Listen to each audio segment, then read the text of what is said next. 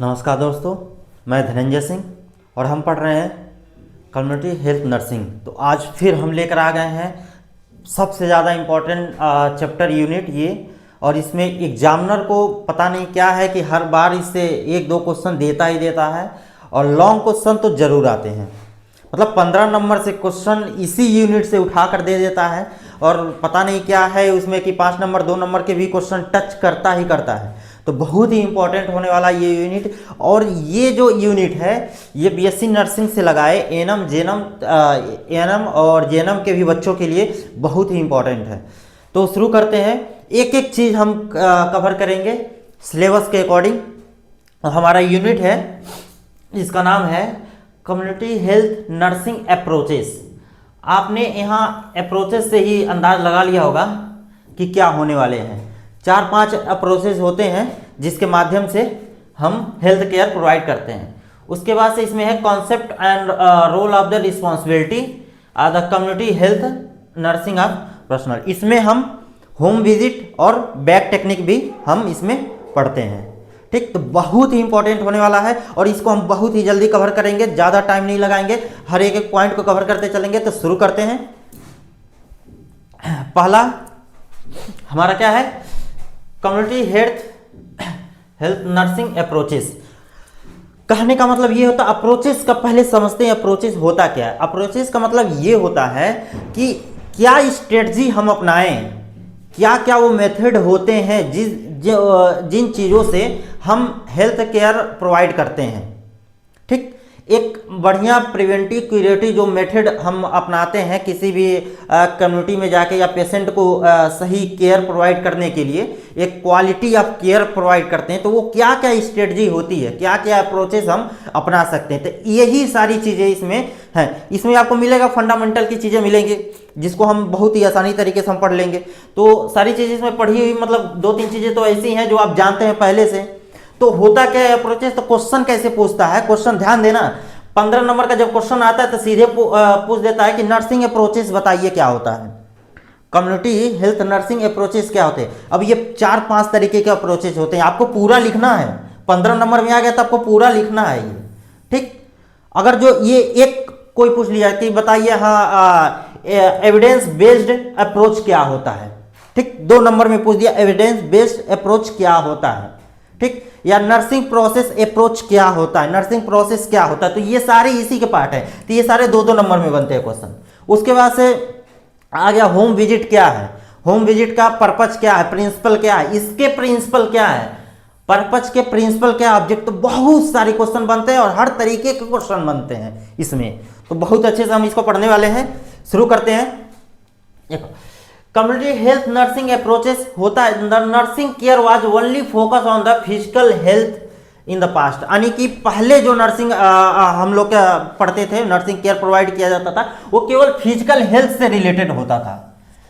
Past के बारे में केवल फिजिकल हेल्थ से। अब क्या हो गया है, a person who is the physically health seem to be the healthy individual, but now trend has be change. अब वैसा ट्रेंड नहीं रह गया। अब हम हर तरीके के हर पर्सपेक्टिव में बात कर रहे हैं। ठीक, चाहे वो फॉरेंसिक नर्सिंग से लगाए, कम्युनिटी हेल्थ नर्सिंग से लगाए, पीडियाट्रिक नर्सिंग, मतलब हर क्षेत्र में हम कर रहे हैं। और हर तरीके से स्पेशलाइज मतलब स्पेशल केयर प्रोवाइड करने के लिए भी नर्सिंग को हम तैयार कर रहे हैं। तो ट्रेंड चेंज हो गया। Now health follow the holistic care approaches, यानी कि पूरी तरीके से मेंटल हेल्थ भी देख रहा है, काउंसलिंग भी कर रहा है, मतलब होलिस्टिक केयर की हम बात कर रहे हैं। ठीक, where the overall health of the induce is the target. तो समझ में आया, यानी कि हमको केयर प्रोवाइड करना है तो केवल एक दिशा में नहीं, केवल फिजिकली उनका हेल्थ केयर नहीं प्रोवाइड करना, होलिस्टिक केयर की बात करता है। ये किसकी बात करता है, होलिस्टिक केयर की। Holistic approaches is the multi dimensional. हमने पढ़ा था मल्टी डायमेंशनल, इसमें फिजिकल, मेंटल, सोशल वेलबींग सारी चीजें इसमें आते हैं। इकोलॉजिकल हो गया, सोशोलॉजिकल, इकोलॉजी हो गया, सोशोलॉजिकल हो गया, उसके बाद से कल्चरल आते थे। सारी चीजें इसमें होलिस्टिक अप्रोचेज में, मल्टी डायमेंशन अप्रोचेज में आते हैं। Every factor is considered as the help individual of getting overall health is the concept of giving the Florence Nightingale who had the introduced the concept of the modern nursing। ठीक, Florence Nightingale की बात कर रहा है कि जो हमारा past में जो चीजें थी फिजिकल हेल्थ पे केवल हम बात करते थे, तो जब मॉडर्न नर्सिंग हम लेकर आए तो बहुत सारी चीजें चेंज हुई। ठीक, तो क्या क्या स्ट्रेटजी है, क्या क्या अप्रोचेस हैं जिससे हम हेल्थ केयर प्रोवाइड करते हैं, उसके बारे में हम जानेंगे। देखो, there is a various health approaches is the use of the provide health care of community. ठीक, provide the health care of community, some example क्या हो सकते हैं, तो यही है हमारी अप्रोचेस। बहुत क्वेश्चन पूछता है, खूब पूछता है, मतलब थ्योरी में तो क्वेश्चन आने ही आने होते हैं। तो नर्सिंग प्रोसेस हो गया, हम पढ़े हैं नर्सिंग प्रोसेस, कहाँ पढ़े हैं, फंडामेंटल में पढ़े हैं। क्या होता है उसमें, असेसमेंट करते हैं, डायग्नोसिस करते हैं, प्लानिंग करते हैं, गोल बनाते हैं, इंप्लीमेंटेशन करते हैं। तो ये सारी चीजें किसमें आ जाती है, नर्सिंग प्रोसेस में। याद आ गया, पहला तो हम यही इसी को कवर कर लेंगे। दूसरा है हमारा एविडेंस बेस्ड अप्रोचेस। ठीक, एविडेंस बेस्ड अप्रोचेस यानी कि जो हम जितनी भी ट्रेंड पढ़ते आ रहे हैं, जो चीजें चेंज होती हैं वो सारी चीजें इसी में आती हैं। नई नई स्ट्रेटजी हुई, नया नया प्लान आया, तो हम किस में रखते हैं, इसमें। और ये केयर जो होता है, यही आपके हॉस्पिटल का, किसी भी इंस्टीट्यूट का क्या होता है, क्वालिटी बिल्डअप करता है, क्वांटिटी क्वालिटी बिल्डअप करता है। इसके बेसिस पे अगर हम अप्रोच करें तो ठीक। उसके बाद से आता है एपिडेमियोलॉजिकल अप्रोचेस। बहुत अच्छे से हम इससे पहले वाले लेक्चर में हम पढ़ चुके हैं, ये हम पूरा यूनिट खत्म भी कर चुके हैं। तो ये क्या होता है, इसमें बहुत सारे चीजें आती थी। डिस्क्रिप्टिव आता था, एनालिटिक आता था, एनालिटिक में भी अलग होते थे, एक्सपेरिमेंटल मेथड आते थे। उसके बाद से उसमें क्रॉस सेक्शनल आता था, कोहरेट आता था, केस एंड कंट्रोल आते थे। तो ये सारी चीजें किसमें आता था, एपिडेमियोलॉजी अप्रोचेस में। यानी कि अगर हम हेल्थ केयर प्रोवाइड करने जा रहे हैं तो क्या क्या मेथड रहेगा, क्या क्या स्ट्रेटजी रहेगा, तो उसमें इसका क्या रोल है कि भाई हम किसी कम्युनिटी को लिए, अब उसमें हम स्टडी भी तो कर रहे हैं, हम रिसर्च भी तो कर रहे हैं, तो उसके माध्यम से कि कितना हम हेल्थ केयर प्रोवाइड कर सके, और कितना मोर्टेलिटी रेट पहले था, अब कितना है, प्रिविलेंस रेट क्या है, इंसिडेंस रेट क्या है, उसके बेसिस पे हम इसमें स्टडी करते हैं। तो ये लिख लोगे, ये दूसरा एविडेंस बेस्ड अप्रोच बताई दिया। एपिडेमियोलॉजिकल अप्रोचेस में समझ में आया कि क्या क्या चीजें होती हैं। एनालिटिक होता है, डिस्क्रिप्टिव होता है, तो ये चीजें आ गई। Empowering the people care of the themself, यानी कि इसमें चीजें आती हैं, लोग खुद से जो केयर प्रोवाइड, उनको थोड़ा सा टीच करना रहता है, थोड़ी सी चीजें बतानी रहती है, और उनको मोटिवेट करना रहता है, एजुकेशन प्रोवाइड करना रहता है। तो वो कुछ केयर ऐसे होते हैं जो खुद भी कर सकते हैं। ठीक, इसमें अच्छे से हम डिटेल में पढ़ेंगे। उसके बाद से प्रॉब्लम सॉल्विंग अप्रोचेस, इसमें क्या होता है प्रॉब्लम सॉल्विंग, पहले हम क्या करते हैं, किसी कम्युनिटी में जाते हैं तो पहले उनके नीड को समझते हैं कि भाई वहां एक्चुअल में प्रॉब्लम है क्या। तो प्रॉब्लम को हम क्या करेंगे, डिफाइन करेंगे कि एक्चुअल में प्रॉब्लम मतलब बहुत सारी चीज रहेंगी, तो कहां से उसका रूट कॉज क्या है, कहां से दिक्कतें आ रही हैं। ठीक, तो उसको हम रूट को उसको पहले हम प्रॉब्लम को डिफाइन करेंगे, फिर उसके नीड को समझेंगे, असेसमेंट करेंगे, उसके अकॉर्डिंग फिर उसके प्रॉब्लम पे जाएंगे, उसकी काउंसलिंग करेंगे, उनसे जो चीज़ें वहाँ ज़रूरत रहेगी उसको हम प्रोवाइड करेंगे। जिस तरीके से जो सर्विस ज़रूरत रहेगी, हेल्थ केयर में जो सर्विस ज़रूरत रहेगी उसको हम प्रोवाइड करेंगे। तो वो सारी चीज़ें किस में आएगी, प्रॉब्लम सॉल्विंग। तो यही तो है हमारा अप्रोचेस। 15 नंबर में पूछता है ये कि बताओ नर्सिंग अप्रोचेस क्या है। समझ में आया? शुरू करते हैं पहले से। नर्सिंग प्रोसेस होता क्या है, तो यही तो है तुम्हारा नर्सिंग प्रोसेस, जिसमें क्या आता था, पहले नर्सिंग असेसमेंट आता था। फिर क्या करते थे हम, नर्सिंग असेसमेंट में दो चीजें होती थी। अगर हम असेसमेंट कहीं करते थे तो डाटा लेते थे। कैसा डाटा होता था, एक सब्जेक्टिव डाटा होता था, एक ऑब्जेक्टिव डाटा होता था। ठीक, सब्जेक्टिव डाटा हम लेते थे, फिर ऑब्जेक्टिव डाटा खुद ऑब्जर्व करते थे। उसके बाद से क्या आता था, नर्सिंग डायग्नोसिस आता था। ठीक, नर्सिंग डायग्नोसिस हम बनाते थे, क्या दिक्कतें हैं उसके आधार पे। उसके बाद से हम क्या करते थे, एक गोल डिसाइड करते थे, गोल डिसाइड करते थे। नर्सिंग इसमें देखते थे पीरियोडिक हिसाब से किसमें ज़्यादा सीवियरिटी देखी जाती है, कि आपको रेस्पिरेटरी प्रॉब्लम है या हार्ट की प्रॉब्लम है, मतलब कि या नॉर्मल फीवर है। तो इसके हिसाब से हम नर्सिंग डायग्नोसिस बनाते थे और पहले को प्राथमिकता देके हम केयर प्रोवाइड करते थे। ठीक, तो ये हमारा गोल हो गया। ठीक, अब हम क्या करते थे, प्लान करते थे, प्लानिंग बनाते थे। ठीक, अब उस प्लानिंग को हम क्या करते थे, जो भी हमने प्लान बनाया, अगर बुखार है तो उनको जो भी दवा दे रहे हैं या फिर जो भी केयर प्रोवाइड कर रहे हैं, वो चीज़ें हमने यहाँ प्लान किया, फिर इसको इम्प्लीमेंट कर दिए। ठीक, इम्प्लीमेंट कर दिया। अब इम्प्लीमेंट करने के बाद से हम फिर से अब देख रहे हैं कि कितना उसका आउटकम क्या हुआ, कितनी चीज़ें उसमें पहले से कितना बेहतर है वो। तो ये सारी चीज़ें, ये तो इतनी बार तुम लोग पढ़ चुके हो, इतनी बार पढ़ चुके हो कि ये चीज़ें। तो अगर आता है नर्सिंग अप्रोचेस, बताओ क्या होता है। ठीक, नर्सिंग अप्रोचेज में नर्सिंग प्रोसेस क्या होता है तो तुम लिख लोगे ये पूरा, इसमें कुछ नया है नहीं। नर्सिंग असेसमेंट करना है, नर्सिंग डायग्नोसिस करना है, नर्सिंग प्लान। तो पहला व्यू आप समझ गए कि पहला अगर अप्रोचेज में आता है तो हमको ये लिखना है यूनिवर्सिटी के एग्जाम में। समझ में आया? एपिडेमियोलॉजिकल अप्रोचेस आ गया तुम्हारा, इसको थोड़ा सा हम बात करेंगे। होता क्या है, epidemiological approaches are the method of use the study understand the pattern cause effect of disease health related issue of the population.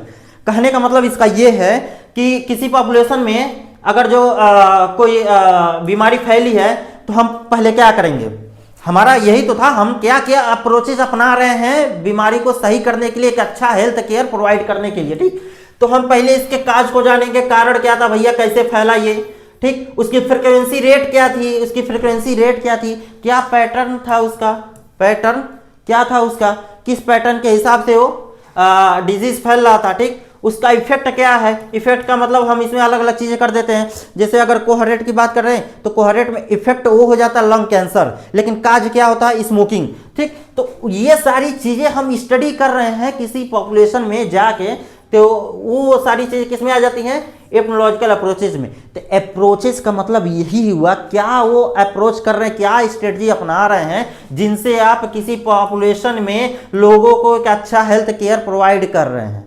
समझ में आया चीजें क्या क्या है इसमें? पहले उसके पैटर्न को समझोगे तुम, ठीक, उसके बाद से उसके काज पे जाओगे, फिर इफेक्ट देखोगे, फिर डिजीज क्या हो रहा है, क्या उसको डिजीज हो रही है, फिर हेल्थ रिलेटेड इशू क्या आ रहा है उस पॉपुलेशन में। समझ में आया एपिडेमियोलॉजिकल क्या है? बहुत अच्छे से बताएंगे, कभी भूलेगा नहीं। ठीक, उसके बाद से these approaches play the crucial role in the public health as the help of researcher. सही बात है, ये कौन अपनाते हैं भाई, जो रिसर्चर होते हैं, जो एपिडेमियोलॉजिस्ट होते हैं, जो इन वहाँ पे रिसर्च करने के लिए जाते हैं, ये सारी चीज़ें वही अपनाते हैं। और ये क्यों आता है भाई, जब कहीं मान लो अगर जैसे हम कोरोना की बात करें, तो जब वो चीज़ें आई तो आप फील्ड में गए, वहाँ से डाटा निकाल के लेकर आए, तो एक रिसर्च किया गया कि कितने लोग कितनी फ्रीक्वेंसी से बीमार पड़ रहे हैं। ठीक, तो वो सारी चीज़ें आ गई।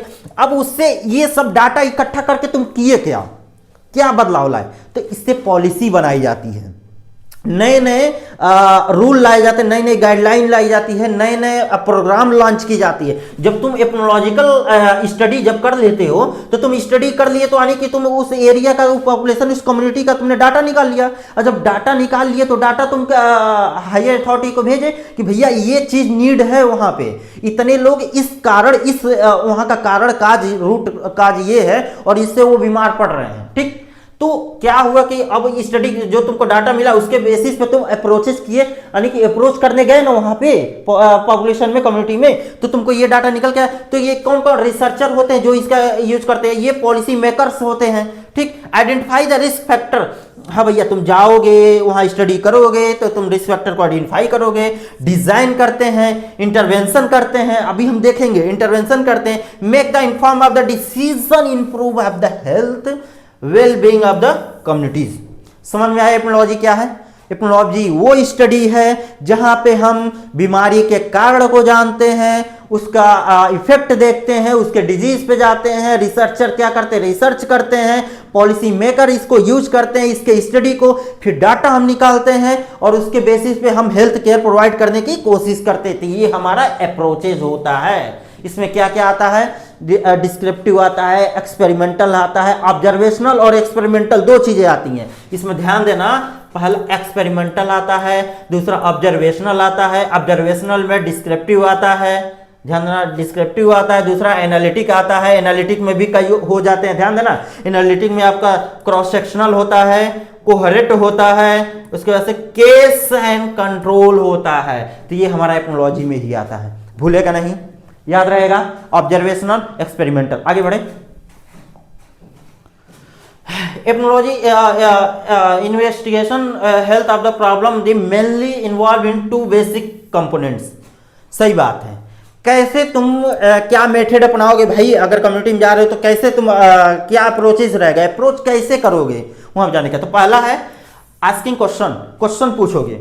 माध्यम क्या रहेगा क्वेश्चन पूछने का, पेपर के फॉर्म में पूछोगे, कब हुआ, कैसे हुआ, कहाँ हुआ, कितने बार हुआ, कितने टाइम, मतलब वही हम क्या है, व्हाई, व्हेन, वाई हो गया तुम्हारा, वेन हो गया, कैसे कब कितनी बार, पैटर्न हम देखेंगे, उसका फ्रीक्वेंसी देखेंगे, कितने रेशियो देखेंगे। तो ये सारी चीजें हमको कहां से आएगी जब क्वेश्चन पूछोगे।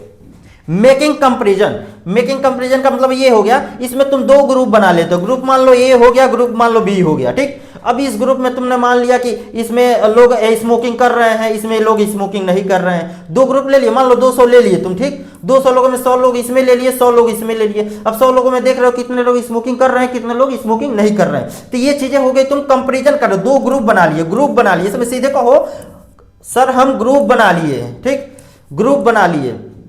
इसमें क्या किए तुम, क्वेश्चन पूछ रहे हो, इंडिविजुअल भी पूछ रहे हो, पॉपुलेशन से पूछ रहे हो, यानी कि इसमें एक से भी पूछ रहे हो, अनेक से भी पूछ रहे हो।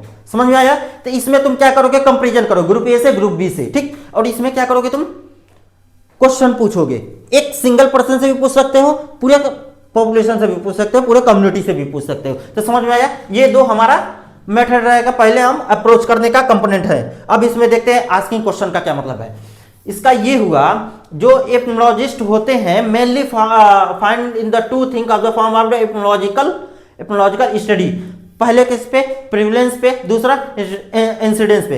प्रिविलेंस मतलब अभी जो है, ठीक है, अभी जो तुमने डाटा निकालने का, तुम पुराने भी डाटा से स्टडी करोगे, उससे भी कंपेयर करोगे, उससे भी चीजें जानने की कोशिश करोगे। कोई पेशेंट मिल गया तो तुम उसका हिस्ट्री नहीं जानोगे कि भैया तुमको लंग कैंसर हुआ तो कारण क्या था, तुम क्या करते थे, एक दिन में 10 सिगरेट पीते थे, 2 सिगरेट पीते थे, या किसी फैक्ट्री में काम करते थे जहां धुआं निकलता था और उसके वजह से तुम लंग कैंसर हुए।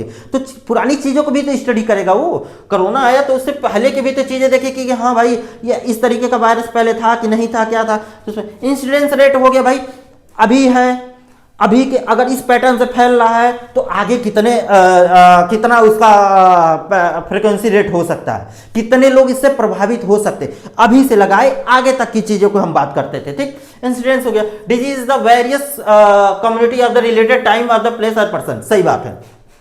जब तुम डिस्क्रिप्टिव मेथड पढ़ोगे उसमें 3 चीजें आती हैं, पहला आता टाइम, दूसरा आता प्लेस, तीसरा आता पर्सन। अब इसके बेसिस पे हम जियोग्राफिकल रीजन पे हम देखते हैं, टाइम पे देखते हैं तो लॉन्ग टाइम हो गया, शॉर्ट टाइम हो गया, ठीक। अभी कुछ ऐसा भी उसमें टाइम आता है जो धीरे धीरे चेंज होता है, बहुत स्लो चेंज होता है, तो वो सारी चीजें टाइम में आ जाए। प्लेस का हम देखेंगे जियोग्राफिकल रीजन क्या था, कहाँ फैला था, कैसे फैला था, ये सारी चीजें तुम्हारे प्लेस में। पर्सन में यानी कि उसका एज क्या है, उसका सेक्स क्या है, उसका ऑक्यूपेशन क्या है, किस तरीके का, तो वो इसमें हम बात करते हैं। समझ में आया। एक एक चीज एकदम क्लियर करते चलो, आगे बढ़ते हैं। एपिनोलॉजिस्ट में वेरियस क्वेश्चन होते हैं, find out the answer of the various question the related the events, geographical distribution and time trend, person characteristic of the find out or understand of the disease। समझ में आया। इतने में तुम्हारा सारा चीजें दे दिया है।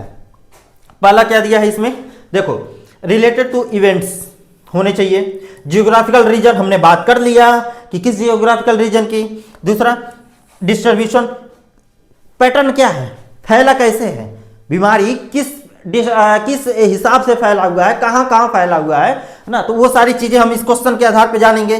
टाइम ट्रेंड क्या था भाई, सीजनली बीमारी आ रही है, ठंडी में आ रही है, गर्मी में आ रही है, बरसात के सीजन में ज्यादा बीमारी फैल रही है, तो टाइम ट्रेंड हम देखते नहीं, कहते अरे ये ट्रेंड फैला हुआ है, इस समय तो बहुत ज्यादा मलेरिया के पेशेंट मिल रहे हैं, तो सीजनली बीमारियां हो गई। तो टाइम को एक इस आधार पर नहीं हम बांट सकते कि महीना हो गया, 2 महीना हो गया, 6 महीना या फिर साल 2 साल, हम उसको सीजन के हिसाब से भी टाइम को बांट सकते हैं, ठीक। तो इसका ये भी होता है टाइम का।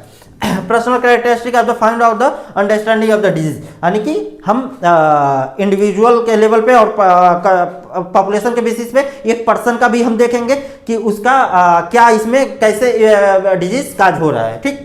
आगे बढ़े, चीजें क्लियर है। क्वेश्चन में मेकिंग कंपैरिजन, क्वेश्चन वाला तुम देख लिए कैसे तुम बात कर रहे थे। अब कंपैरिजन देखो, second approach epidemiological making of the comparison of the drawn the conclusion. Comparison is the done is the various group. कैसे, मान लो कोई फर्स्ट ग्रुप तुम बना लिए, बताए थे ना, उसमें क्या हैविंग डिजीज तुमको देखने को मिल रहा है, हैविंग सिम्टम। फर्स्ट ग्रुप में तुमको डिजीज भी दिख रहा है, सिम्टम भी दिख रहा है। सेकंड वाले में not having disease, exposure to the risk factor only. हमने एक चीज बताया था, जब 2 ग्रुप हम लिए थे, 2 ग्रुप लिए थे, ठीक, मान लो 200 लोग थे वहां पे, ठीक, 200 लोग हम रैंडम हम लिए, कुछ नहीं हम किए, बस मतलब कहे कि 100 लोग इसमें आ जाओ, 100 लोग इसमें आ जाओ और 100 लोग तुम इसमें आ जाओ, ठीक, दो ग्रुप हो गया, ये ग्रुप ए हो गया, ये ग्रुप बी हो गया। अब इसमें हम क्या किए, कुछ लोग ऐसे थे इसमें, ठीक, जिनमें जो स्मोकिंग कर रहे थे, जो स्मोकिंग कर रहे थे, ठीक, जो स्मोकिंग नहीं कर, अब जो स्मोकिंग कर रहे थे उनमें क्या हुआ कि देखा गया वो ये एक्सपोज हो गए थे, एक्सपोज्ड हो गए थे, उनमें डिजीज देखा गया, कुछ उसी में डिजीज नहीं देखा गया, ठीक, उसी में कुछ 100 लोग ऐसे थे जिनमें हम स्मोकिंग नहीं कर रहे थे, नहीं स्मोकिंग कर रहे थे, नॉट स्मोकिंग, लेकिन फिर भी उनमें डिजीज देखा गया, डिजीज देखा गया, और कुछ ऐसे थे जिसमें डिजीज नहीं देखा गया। समझ में आया? यानी कि दो ग्रुप ऐसे भी थे जिसमें तुमको डिजीज देखे जा रहे थे, उनमें साइन सिम्टम दिख रहे थे, कुछ ऐसे थे जिनमें कोई साइन सिम्टम नहीं दिख रहा था, लेकिन फिर भी लास्ट में जाकर उनको लंग कैंसर हो गया। तो ऐसे हम कंपैरिजन करेंगे दो ग्रुप बना के, ठीक, ऐसे कंपेयर करेंगे, तो यही बात कर रहा है ये। समझ आया? ये कहाँ तुमको मिलता है? ये तुमको मिलता है एनालिटिक जब स्टडी करते हो तो जिसमें कोहेरेंट आ गया, केस कंट्रोल आ गया, स्टडी जब करते हैं हम रिसर्च के बेसिस पे, तो ये चीजें उसमें आती हैं ग्रुप वाला। तो समझ में आया तुमको? ग्रुप बना लिए। ये देखना बाबू, सारा जो है तुम्हारा ये पूरे सिलेबस के अकॉर्डिंग है, एक एक पॉइंट उसमें दिया हुआ है, सारी चीजों को हम टच करके चलेंगे डिटेल में। अब क्या आता है एपिनोलॉजिकल अप्रोचेस में, क्या क्या चीजें आती है हमने बताया था ना तुमको, एक बार और रिवाइज कर देते हैं, बहुत जल्दी से रिवाइज करेंगे। पहला इसमें तो आता था ऑब्जर्वेशनल, ऑब्जर्वेशनल, दूसरा क्या होता था एक्सपेरिमेंटल, ठीक, एक्सपेरिमेंटल में तुम्हारा आता था क्या रेंडमाइज आता था इसमें, और इसमें नॉन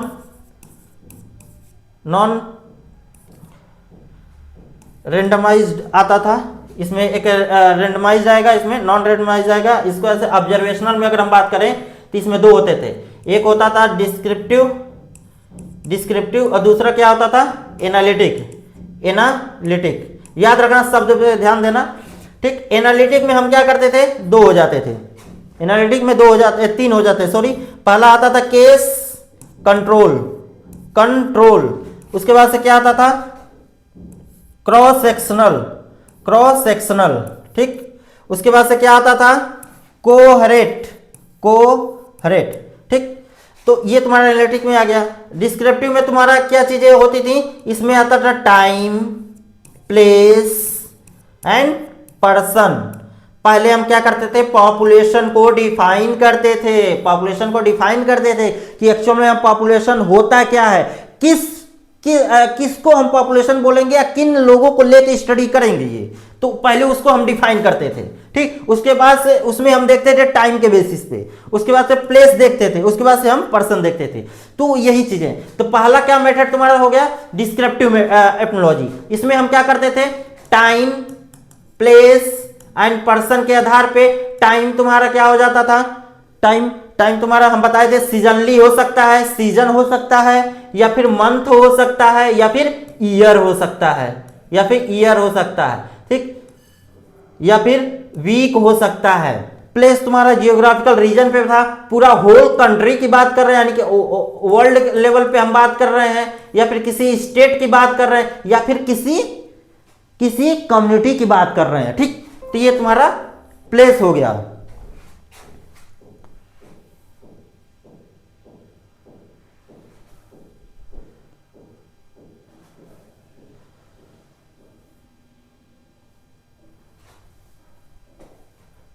सॉरी, तो ये हमारा टाइम के आधार पे हो गया। अब पर्सन के आधार पे क्या हो गया, इसमें पर्सन के आधार पे, तो पर्सन का हम क्या देखते थे, पर्सन पे एज, सेक्स के आधार पे एज हो गया, सेक्स के आधार पे, ऑक्यूपेशन के आधार पे, स्टेटस उनका हेल्थ स्टेटस के आधार पे। तो ये हमारा डिस्क्रिप्टिव एपिनोलॉजी हो गया। ऐसे ही एनालिटिक एपिनोलॉजी की बात करें हम, तो इसमें हम तीन चीजें पढ़े थे, क्या क्या, case control, cross sectional, coherent. Case control क्या होता था, हम एक केस लेते थे, एक कंट्रोल लेते थे।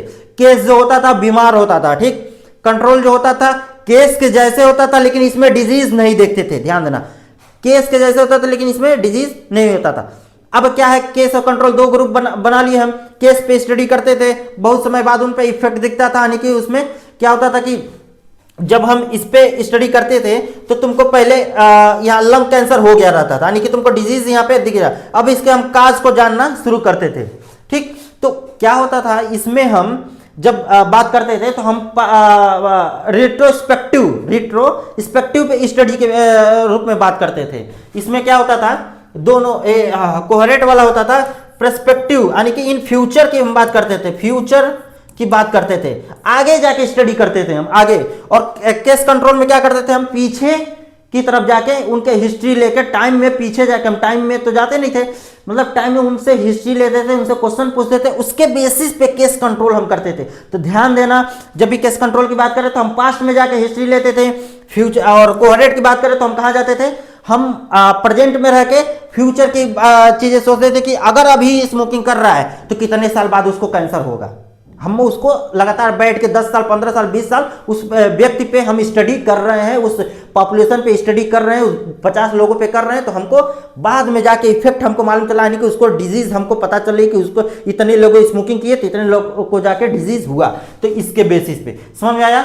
एनालिटिक में 3 चीजें आ गई, जिसमें कोहरेट हो गया, केस कंट्रोल हो गया, क्रॉस सेक्शनल स्टडी हो गया। कोहरेट की बात करें तो फ्यूचर हो गया, केस कंट्रोल की बात करें तो पास्ट में जाके कहते हैं, इसको हम क्या कहते हैं, रिट्रोस्पेक्टिव, इसको क्या कहते हैं, प्रोस्पेक्टिव सॉरी, इसको कहते हैं हम इसको हम कहते हैं प्रोस्पेक्टिव, और इसको हम क्या कहते हैं, केस कंट्रोल को रिट्रोस्पेक्टिव, यानी कि ये पास्ट में जाके करते हैं और ये फ्यूचर में जाके हम स्टडी करते हैं। फ्यूचर में जाके नहीं करते, फ्यूचर उधर हम स्टडी करते हुए जाते हैं 10 साल 15 साल, धीरे धीरे कोई अगर जो डिजीज है उस पर। ठीक, उसके क्रॉस सेक्शनल स्टडी हो गया। एक्सपेरिमेंटल स्टडी में हमने यही देखा था, एक्सपेरिमेंटल स्टडी में क्या होता था कि इसमें जो है रिसर्च के बेसिस पे हम करते हैं, और इसमें बहुत सारे इथिकल इशू आते हैं। जैसे एक्सपेरिमेंट है तो ह्यूमन पे हो गया तुम्हारा, उसके बाद से एनिमल पे हो गया, तो इसके लिए इथिकल इशू आते हैं एक्सपेरिमेंटल, क्योंकि जो ये इतनी स्टडी हम ये कर रहे थे, ठीक, ये सब क्या था, हमारा ऑब्जर्वेशनल था। ये क्या था, हमारा ऑब्जर्वेशनल था। अब ये क्या है, एक्सपेरिमेंट तुम कर रहे हो, तुम नेचुरल में एक्सपेरिमेंट कर रहे हो, मतलब जो जैसा है उसके बेसिस पे कर रहे हो, या फिर उसमें कुछ चेंज करके। तो इसमें क्या करते हैं, इसमें दवा देते हैं। ठीक, इसमें दवा देते हैं, उनकी जांच कराते हैं, उनके डायग्नोसिस के बेसिस पे उनको हम कैटेगराइज करते हैं, फिर उन पे स्टडी हम करते हैं। तो क्या होता है कि एक्सपेरिमेंट कर रहे हैं, कोई दवा दे रहे हैं उस पॉपुलेशन, फिर जाके देख रहे हैं कितना रिड्यूस हुआ, मोर्टेलिटी रेट कितना रिड्यूस हुआ। तो ये एक्सपेरिमेंटल तुम्हारा अप्रोचेस हो गया, मेथड हो गया। इकोलॉजिकल एज समझ आओ कि नेचुरल के हिसाब से, ठीक, इसमें कुछ चेंज नहीं करना है, जो जैसा है उसी में हम जाके स्टडी कर रहे हैं। कोई पॉपुलेशन है उसमें जैसा है लोग उस पर कर रहे हैं, कोई दवा देके उनको ठीक करने की कोशिश नहीं कर रहे हैं, हम उसी के बेसिस पे स्टडी कर रहे हैं। ठीक, इंटरवेंशन स्टडी, यानी कि ये ऐसा होता है कि जिसपे हम थोड़ा सा एक्सपेरिमेंट करेंगे, कुछ चीजें उसमें देते हैं। जैसे क्या होता था कि नेचुरल वाले में हम कोई चीजें नहीं देते थे, दवा भी नहीं देते, डायग्नोसिस नहीं करते थे। इसमें थोड़ा सा हम काम करते हैं, कुछ इंप्लीमेंट करते हैं, कुछ देते हैं, फिर जाकर उसमें चेंजेस आती हैं। ठीक, मॉलिक्यूलर एपिडेमियोलॉजी, इसमें क्या होता है कि तुम डीएनए के बेसिस पे या फिर सेल के बेसिस पे, मॉलिक्यूल के बेसिस पे तुम इसमें स्टडी करते हो। बहुत लैब मेथड होता है, लेबोरेटरी के मेथड पे बहुत डीप लेवल पे जाके हम इसमें स्टडी करते हैं। तो समझ में आया ये एपिडेमियोलॉजिकल अप्रोच। अब आएगा तो लिख तो देना, क्योंकि सारी चीज़ें डिस्कस कर दी हैं, और ये तुमको इससे पहले वाले लेक्चर में तुमको मिल जाएगा, जो पूरा एक यूनिट ही है एपिडेमियोलॉजी करके, तो उसमें तुमको मिल जाएगा क्या क्या है, descriptive, analytic, coherent, case control, cross sectional, experimental, ecological, intervention and molecular. बहुत अच्छे से बताए हैं, ध्यान से सब लिख देना इसमें। अब मेजरमेंट क्या होते हैं एपिडेमियोलॉजी में, कैसे तुम मेजर करोगे, क्या निकालोगे। तो epidemiological various the measurement of the tool technique are the use to collect accurate the reliable data and study of the disease, the health outcome and the related factor of the population. यानी कि कुछ measurement data होते हैं, जैसे मान लो तुमको निकालना है रेशियो, तुमको रेशियो निकालना है, तुमको फ्रीक्वेंसी निकालनी है। ठीक, तुमको रेशियो निकालना है, तुमको फ्रीक्वेंसी निकालनी है, या फिर किसी का पैटर्न तुमको निकालना है कितना होगा। तो ये सारी चीजें एक होना चाहिए ना, कि किसी पॉपुलेशन में गए तो 10 में से 50 लोग, कहते हैं कि 10 में से 50 लोग बीमार पड़े, 50 में से 10 लोग बीमार पड़े, हाँ, ऐसे कहीं चले गए जहाँ पे ये रेट तुम बता दिए कि भाई जितना पॉपुलेशन था उसमें तुम्हारा 72% लोग ही उस बीमारी से रिकवरी कर चुके, या फिर ऐसे बोलते 0.75% ही लोग इससे बीमारी से प्रभावित हैं। तो ये सारी डाटा कैसे आते हैं, ठीक, तो वही मेजरमेंट टूल्स होते हैं जो तुमको एक्यूरेट डाटा देते हैं डिजीज के हिसाब से। जिसमें देखो तुम्हारा क्या है, रेट, पहला रेट कैसे हम डिसाइड करेंगे, किस रेट से फैल रहा है, क्या रेट है, कितने लोगों पे कितने लोग हैं, ठीक, ratio, proportion, survey and question, ठीक, क्लिनिकल एग्जामिनेशन, भाई क्लिनिकल एग्जामिनेशन जब क्या आता है, 10 लोग आए, 10 लोग का तुम सैंपल लिए, ब्लड सैंपल लिए या सीरम लिए, तो उसके बेसिस पे तुम क्लिनिकल एग्जामिनेशन बताए कि भाई इतने लोग बीमार पड़ रहे हैं। लेबोरेटरी टेस्ट यही हो गया तुम्हारा, टिश्यू से लगाए, ब्लड कल्चर से लगाए, सारी चीजें लेबोरेटरी टेस्ट में हम करते हैं। Medical record and health database, यानी कि मेडिकल रिकॉर्ड का पुराना उनका मेडिकल रिकॉर्ड हो गया, ठीक, अब तो डिजिटली हो गई, तो सारी चीजें उनकी आपको डिजिटल पे मिल जाती हैं, तो वो हो गया तुम्हारा। बायोमेट्रिक मेजरमेंट हो गया तुम्हारा, ठीक, बायोमेट्रिक मेजरमेंट इसमें डिजीज रजिस्टर, यानी कि कितने डिजीज हर साल किस तरीके के रेयर डिजीज आ रहे हैं या कॉमन डिजीज आ रहे हैं, कॉमन डिजीज का पैटर्न क्या है, तो उसके बेसिस पे हम उसको रजिस्टर करेंगे। वाइटल स्टैटिक, उनका वाइटल स्टैटिक क्या है, यानी कि मोर्टेलिटी रेट क्या है, उनका एज क्या है, सेक्स के आधार पे उनका रिड्यूस हो रहा है मोर्टेलिटी रेट या बढ़ रहा है, ठीक है, तो ये सारी चीजें हम वाइटल स्टैटिक में देखते हैं। इन्वायरमेंटल मॉनिटरिंग देखते हैं भाई कि हाँ इन्वायरमेंटल मॉनिटरिंग, जहाँ डिजीज ये फैल रहा है, जहाँ बीमारी ये फैल रही है, वहाँ का वातावरण क्या है, दूषित हवा है, दूषित पानी है कि क्या है, तो उसके बेसिस पे हम करेंगे। जियोग्राफिकल इंफॉर्मेशन सिस्टम लेंगे, हाँ भाई जियोग्राफिकल इंफॉर्मेशन सिस्टम तो लेंगे ही लेंगे। पहले जब हम जाएंगे कम्युनिटी में होम विजिट के लिए जाते हैं तो पहले वहाँ का जियोग्राफिकल निकाल लेते हैं ना, कि इस गांव में इतने वार्ड बनाए गए हैं, इतने लोग हैं, इतने आशा वर्कर हैं, और ये गांव इस रोड के पास है, इस कस्बे में है, तो पूरा जियोग्राफिकल रीजन हम निकालते हैं। फिजिकल एक्टिविटी मोटर, उनसे फिजिकल एक्टिविटी के बेसिस पे हम मॉनिटर करेंगे कि कितने लोग जो है फिजिकली एक्टिव हैं, ठीक। जेनेटिक एंड मॉलिक्यूलर एनालिसिस, यानी कि हम जीन के लेवल पे भी स्टडी करेंगे, जीन के लेवल पे भी जाके तभी तो किसी के एंटीबॉडी निकालते हैं कि भाई इस वायरस का जो इसका जो है वो उसका डीएनए लेवल क्या है, उसमें आरएनए है, सिंगल स्टैंडर्ड है, डबल स्टैंडर्ड है वायरस का, उसके खिलाफ हम एंटीबॉडी तैयार करते हैं। तो ये सारी चीजें होती हैं हमको मेजरमेंट एक डिजीज का। तो देखो अगर जो आता है टूल्स क्या है, आपको एपिडेमियोलॉजिकल अप्रोचेस में क्या क्या वो टूल्स होते हैं जिनसे हम स्टडी कर सकते हैं, तो ये टूल है, इसको ऐसे लिखना है, समझ आया? आगे बढ़े, बहुत सही। रेशियो, अब रेशियो होता क्या है, देखो another measure of the disease of the frequency of the ratio show the relationship between the two different quantity, जिसमें आता है numerator are not the part of the denominator. For example में अगर डॉक्टर पेशेंट रेशियो हमको निकालना हो कि एक डॉक्टर पे कितने पेशेंट हैं, दूसरा चाइल्ड ह्यूमन रेशियो यानी कि बच्चे और ह्यूमन का रेशियो निकालना हो, इसमें हम एग्जांपल में ये देखते हैं जो तुम्हारा है परसेंटेज, अगर हमें निकालना है तो number of cancer a child at the certain time, ठीक, number of the cancer child at the certain time. उसके बाद से क्या होता है, total number of the children in the village at the same time. ये हमारा निकालने का उसका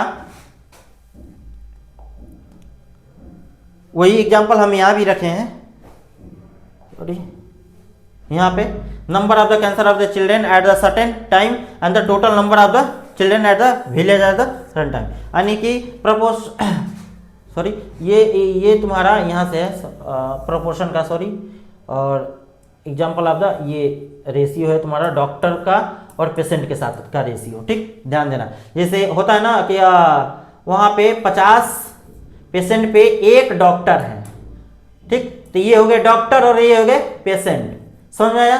कहा जाता है कि एक आशा वर्कर पे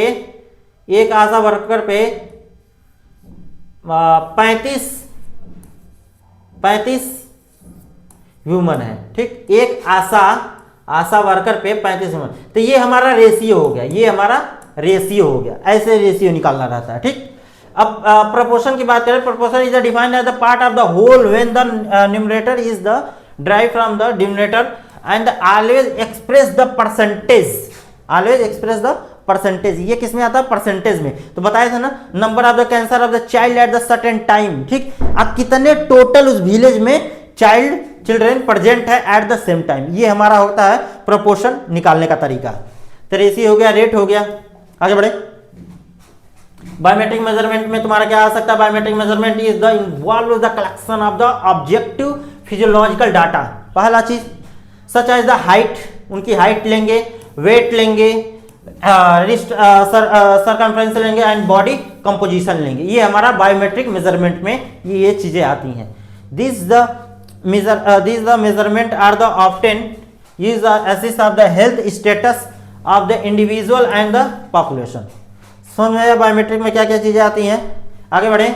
डिजीज रजिस्टर, यानी कि डिजीज रजिस्टर में आर द डाटाबेस होता है, बताए ही थे तुमको। Collect the store information about the individual diagnosis of the specific disease, जिसमें register help the track disease incidence, prevalence and outcome over the time. यानी कि डिजीज रजिस्टर में हम देखेंगे, रजिस्टर्स में तुम्हारा कि प्रिविलेंस क्या है उसका, इंसिडेंस रेट क्या है उसका, ठीक, आउटकम क्या है over time, allowing the researcher and study disease as the trend effectiveness of the treatment. ये हमारा डिजीज। वाइटल स्टैटिक्स में क्या देखेंगे हम? वाइटल स्टैटिक में सबसे बताए थे हम, बर्थ हो गया, डेथ हो गया, certificate and the provided of the important demographical and the health related of the information about the population. यानी कि इसमें हम क्या करते हैं? मोर्टेलिटी रेट, ठीक, मोर्टेलिटी रेट देखते हैं। इसमें तुम्हारा बर्थ हो गया, डेथ हो गया, सर्टिफिकेट प्रोवाइडेड, कितना रिड्यूस हुआ, कितनी रेट से रिड्यूस हो रहा है, क्या है उसका। तो रिसर्चर एनालिसिस तो मोर्टेलिटी रेट देख दिया। इसमें कहा जाता है death and the birth trend, birth trend भी देखते हैं हम इसमें। समझ आए वाइटल स्टैटिक क्या है? वाइटल स्टैटिक में बस ऐसे लिख देना। इसमें डेथ रेट हम देखते हैं, डेथ देखते हैं, मोर्टेलिटी रेट हो गया तुम्हारा वही चीज, ठीक, बर्थ ट्रेंड देखते हैं। तो ये हमारा वाइटल स्टैटिक में आता है। आगे बढ़े। देखो पढ़ तो लिए तुम क्या? एपनोलॉजी। अब इसका जो ये है, ये यूज कहाँ करोगे, यूटिलाइज कैसे करोगे, वही दे रही है। पहले disease surveillance and the आउटब्रेकिंग investigation, ठीक, यानी कि ये सारे, ये जितने भी तुम पढ़े, जितनी स्टडी किए, observational study, experimental study, cross sectional study, ये सारा यूज कैसे करोगे, तो वही बता रहा है। ये सारे ये पॉइंट हैं जहां तुम यूज करोगे। Public health policy and planning बताए थे ना, जब ये सारी चीजें तुम डाटा निकाल रहे हो, उसमें क्या करोगे, तो पॉलिसी बनाने में काम आएगा। दूसरा क्या आएगा? प्लानिंग तुम करोगे कि कैसे उसको हम रिड्यूस करें, क्योंकि इतना सारा तुम्हारे पास डाटा तो आ गया। Disease prevention and health promotion, सही बात है, disease prevention and health promotion पे हम करेंगे। क्लिनिकल मेडिसिन पे हम करेंगे, इन्वायरमेंटल हेल्थ पे करेंगे, ठीक, ऑक्यूपेशनल हेल्थ पे हम काम करेंगे, क्रॉनिक डिजीज एंड मैनेजमेंट पे करेंगे। देखो जितना अप्रोचेज अपनाए, ठीक, उस अप्रोचेज का यहाँ तुम्हारा यूटिलाइजेशन है इतनी चीजों पे। इंजरी प्रिवेंशन, जैसे एक्सीडेंट हो गया, ठीक, एक्सीडेंट हो गया, कार एक्सीडेंट हो गया, बाइक एक्सीडेंट हो गया, तो ये सारे रेट हो गए ना। हॉस्पिटल में आ रहे तो तुम डिजीज का रजिस्टर तो कर रहे हो ना, कि कितने लोग आए इस एक्सीडेंट से और किस टाइप का एक्सीडेंट था जिससे लोग मरे हैं, दुर्घटना किससे हुई है, क्या मरे हैं, तो वो हो गया तुम्हारा प्रिवेंस इंजरी। या फिर हेड इंजरी, मतलब कहीं कोई गिरने से इंजरी हुई है। Health dispute and equity, global health, यानी कि ग्लोबल हेल्थ की बात करें तो पूरे होल जितने भी वर्ल्ड लेवल पे चीजें होती हैं, बीमारियां फैलती हैं, उसका एक सीधा मतलब कि एक संस्था होती है जिसको पूरी तरीके से हैंडल करती है, उसका एक गाइडलाइन निकालती है। और जितने भी इंस्टीट्यूट और जितने भी इंफ्रास्ट्रक्चर, जो भी मेडिकल कॉलेज हुआ, सेंट्रल लेवल का मेडिकल केयर प्रोवाइडर हुआ, मिनिस्ट्री हुई, उसको सौंप दिया जाता है और उसको उस तरीके से ग्लोबली उसको हैंडल किया जाता है, ठीक। तो ये तुम्हारा यूटिलाइजेशन है कि इन जगह पे तुम यूज करोगे। देखो क्या होता है ना, एग्जाम में लिखने के लिए आ गया, स्पेसिफिक अप्रोप्रिएट चीजें ही मतलब लिखनी होती है। तो ये ऐसे हुआ ना, ऐसे अगर तुम एग्जाम में लिख रहे हो तो मतलब समझ रहे हो कि सारी चीजें एकदम सही। अब ये तुम्हारे सिलेबस में ही है, कुछ भी ऐसा है नहीं। ये जो 10 पॉइंट दिए है ना, 10 पॉइंट बहुत ही मतलब स्पेसिफिक है, बहुत सारी चीजें हो सकती हैं। लेकिन देखो पब्लिक हेल्थ पॉलिसी में कराओगे तुम, तो इसलिए ये इंपॉर्टेंट है। अब देखो प्रॉब्लम सॉल्विंग अप्रोचेस, हमने दो अप्रोचेस पढ़ लिया, पहला था नर्सिंग प्रोसेस और दूसरा क्या था, एपनोलॉजिकल अप्रोचेस। अब क्या है प्रॉब्लम सॉल्विंग अप्रोचेस, कैसे पढ़ेंगे भाई इसको। प्रॉब्लम सॉल्विंग अप्रोच मेथड ये होता है must to try the recognize and the problem search of the possible solution. पहले तो क्या करते हैं भाई, प्रॉब्लम को हम डिफाइन करते हैं कि भाई प्रॉब्लम है क्या, उसको पहले डिफाइन करेंगे, फिर उसके एकदम तह तक जाएंगे और फिर उसको पॉसिबल, जो पॉसिबल हो सकता है कम रिसोर्सेस में और एक अच्छे तरीके से उसका हम सोल्यूशन निकालने की कोशिश करते। तो ये हमारा अप्रोच हो गया, ये हमारा अप्रोच हो गया उस पेशेंट को हेल्थ केयर प्रोवाइड करने का बहुत ही सुगम तरीके से, बहुत ही अच्छे तरीके से उसको हम कितना कम से कम रिसोर्सेस में, कम से कम इकोनॉमिकल बर्डन में हम उसको हेल्थ केयर प्रोवाइड करते हैं। तो ये हमारा हो गया। तो इसमें हम पहले क्या करते हैं, पहले हम डिफाइन करते हैं प्रॉब्लम को, अभी आएगा आगे। It is very important the understand the problem is the first, बताए ना, पहले प्रॉब्लम को समझो, पहला प्रॉब्लम क्या, problem is first and after that the find out the possible solution. तो पहले हम उसके नीड को देखेंगे, उस कस्बे में जाएंगे, उस कस्बे में देखेंगे भाई कि प्रॉब्लम क्या आ रही है कि इतने लोग उस कस्बे से बीमार होकर पीएससी पे या सीएससी पे आ रहे हैं। तो ये हमारा काम है, ठीक, हमारा काम है ये जाके रिसर्च करना, वहां देखना। Every solution evaluate the best solution of the implemented. समझ में आया? आगे बढ़ते हैं, देखो कैसे है। पहला क्या है, पहला डिफाइन द प्रॉब्लम। पहले तुम क्या करोगे, डिफाइन द, ये स्टेप है बाबू। अगर प्रॉब्लम सॉल्विंग आ जाता और ये 2 नंबर में आता ही आता है, ये समझो। 5 नंबर में आ गया तो बहुत कुछ इसमें लिखने को तुमको मिलेगा। ये सारे पॉइंट तुमको लिखने पड़ते हैं जब 5 नंबर में पूछ देता है। तो ये स्टेप होता है, कुछ भी करो इसका इंट्रोडक्शन लिखो, डिफिनेशन लिखो, उसके बाद से तुमको ये स्टेप लिखना है। लिखो ये स्टेप को जैसे भी है। देखो डिफाइन द प्रॉब्लम, पहले डिफाइन प्रॉब्लम को डिफाइन करोगे, उसके बाद क्या करोगे, गैदर द इंफॉर्मेशन का इकट्ठा करोगे कि हाँ भाई क्या, उसके बाद प्रॉब्लम द एनालिसिस, प्रॉब्लम को एनालाइज करोगे कि हाँ प्रॉब्लम कैसे क्या है, generation of the possible of the solution, फिर उसके प्रॉब्लम को उस पर एक पॉसिबल सोल्यूशन निकालेंगे कि क्या हो सकता है इसका निवारण, ठीक, एनालाइजिंग ऑफ द सोल्यूशन। उस सोल्यूशन पे भी हम एनालाइज करेंगे कि भाई अगर ये इसका निवारण है तो इसके क्या और चीजें हो सकती हैं, क्या क्या और डायरेक्शन हो सकते हैं, क्या क्या इसमें कमियां आ सकती हैं, और बाधाएं, बैरियर क्या आ सकते हैं, क्या इसको फैक्टर इन्फ्लुएंस कर सकते हैं। तो उस सोल्यूशन को भी हम बैठ के एनालाइज करेंगे, अपने टीम के साथ करेंगे, ठीक। Selecting the best of solution, ढेर सारा सोल्यूशन निकाल लिए कि हाँ भाई वहां पानी का बहाव हम सही कर दें, ठीक, वहां छिड़काव करवा दें, ठीक। तो ये सारे सोल्यूशन है। अब इसमें हम देखेंगे भाई कि इसमें सबसे अच्छा सोल्यूशन क्या है, जो कम पैसा भी लगे, ठीक, जल्दी टाइम पे हो भी जाए, उससे कम से कम लोग, मतलब कि जो उसका बेनिफिट है उससे लॉस जो होंगे, कुछ चीज़ें अगर लॉस होती हैं तो कितना कम से कम हो रहा है, तो वो सब भी चीज़ें देखेंगे, फिर उसमें से सेलेक्ट करेंगे सोल्यूशन को, बेस्ट ऑफ सोल्यूशन को, फिर इंप्लीमेंटिंग ऑफ द सोल्यूशन। अब जब हम तुम बेस्ट सेलेक्ट कर दिया अपने टीम के साथ, अब उसको इंप्लीमेंट करो उस एरिया में, उस कस्बे में, ठीक। अब जो उसका जो तुमने इंप्लीमेंट किया था उसको, उसके आउटकम को देखो। जो तुमने एक टारगेट सेट किया था कि 100 लोग बीमार थे, उसमें से हमको 80 लोग पहले ही शिफ्ट में सही करना है, या 60 लोग पहले ही जो स्ट्रेटजी है हमारी उसमें हम सही करने, क्या तुमने उसको अचीव कर पाए? कहाँ कमियां रह गई, उस चीज को हम करेंगे, फिर उसको अगर वो नहीं तुम प्राप्त कर पाए जो तुम्हारा गोल था, फिर उसको रिवाइज करोगे, तुम उसको क्या करोगे, रिवीजन में डालोगे, हाँ, उसमें चीजें देखोगे कि कितना तुमने आउटकम पाया, कितना तुम्हारा अचीव हुआ। रिफ्लेक्टिंग एंड लर्निंग, फिर उस चीज से सीखोगे कि कितना तुमने क्या क्या चीजें उसमें किया गया, इससे और बेहतर हम क्या कर सकते हैं, वो सारी चीजें तुम्हारे सामने आएगी। फिर से एंड द इम्प्रूव, और जो भी चीजें उसमें आएंगी बाद में, हम पूरा इतना स्टडी करने बाद, पूरा इतना चीज़ें जानने के बाद, फिर उसको हम अगले टर्म में जब हम करेंगे और कहीं ऐसी बीमारी आएगी तो हमारे पास पूरा एक स्ट्रेटेजिक डाटा रहेगा, और फिर हम उसको अच्छे से हेल्थ केयर प्रोवाइड कर सकते हैं और इम्प्रूव करके कर सकते हैं। तो ये हमारा होता है प्रॉब्लम सॉल्विंग का स्टेप। याद रहेगा, भूलेगा नहीं। स्टेप तो एकदम मत भूलना, स्टेप तो एकदम याद रख के जाना एग्जाम में। डिफाइन, तो पहले प्रॉब्लम को डिफाइन करोगे तुम, फिर इकट्ठा करोगे क्या, इंफॉर्मेशन उस कस्बे में जाके, ठीक, गेदर द इंफॉर्मेशन, उसका प्रॉब्लम को एनालाइज करोगे कि हाँ क्या प्रॉब्लम है, उसके बाद से उसमें पॉसिबल सोल्यूशन निकालने की कोशिश करोगे, उसमें क्या करोगे, उस सोल्यूशन को एनालाइज करोगे अपनी टीम के साथ, अपने मैनेजिंग डायरेक्टर के साथ, जो भी तुम्हारे उसमें टीम में को मेंबर मैनेजर, सुपरिटेंडेंट जो भी होंगे उनके साथ, फिर इसमें पॉसिबल बेस्ट ऑफ सोल्यूशन को तुम सेलेक्ट करोगे कि क्या कम खर्चे में, कम पैसे में तुम्हारा क्या सोल्यूशन हो सकता है जो कम टाइम में हो जाए, उसको करोगे।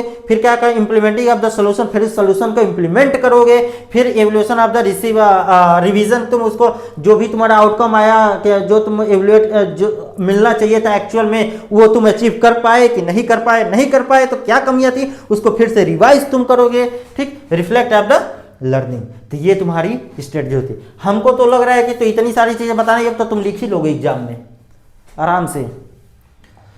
आगे पढ़ते हैं, अब प्रॉब्लम सॉल्विंग का प्रोसेस का बताए थे, डिफाइन करेंगे, clear articulate of the specific issue of the challenges needed off the address, यानी कि हम वहां देखेंगे भाई क्या है चैलेंजेस, क्या है वहां पे देखने को मिल रहा है, क्या नीड है, उसके बेसिस पे define the problem, gather the information, collect the relevant data fact हो गया, या पर्सपेक्टिव के बेसिस पे रिलेटेड एंड पर्सपेक्टिव मतलब पीछे जो उनकी हिस्ट्री लेंगे कि कैसे बीमार पड़े थे, क्या रूट काज जाने की कोशिश करेंगे, काज कि क्या था इनका, ठीक, डिफाइन द प्रॉब्लम, उसके प्रॉब्लम एनालाइज करेंगे, एग्जामिन द गैदर, जो इंफॉर्मेशन तुम इकट्ठा किए हो उसको समझेंगे हम, underline is the cause and scope of the potential impact of the problem, समझ आया, यानी कि प्रॉब्लम जो भी हमको यहाँ से मिला, जो भी डाटा इकट्ठा किए उसको हम एनालाइज करेंगे कि क्या रूट का काज है, generation of the possible solution. अब इसमें कई लोग बैठे हुए हैं, 10 12 5 लोग बैठे हुए हैं, तुम्हारे